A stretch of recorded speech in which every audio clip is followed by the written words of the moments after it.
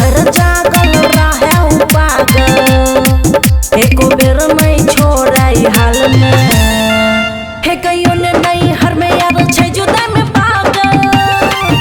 एनी ससुरा में साई छटकाई न लागे हे कहियो ने नहीं हर में यार छै जुदा में पागल एनी ससुरा में साई छटकाई न लागे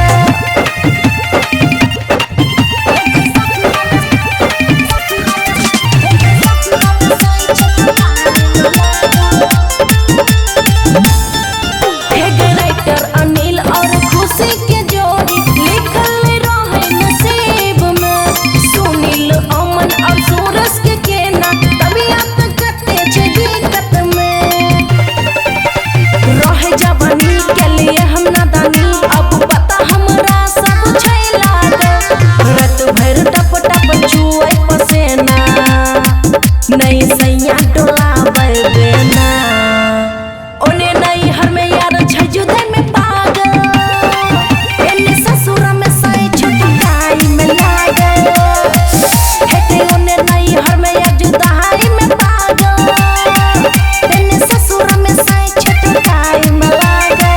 खुशी रिकॉर्डिंग स्टूडियो बलुआहा।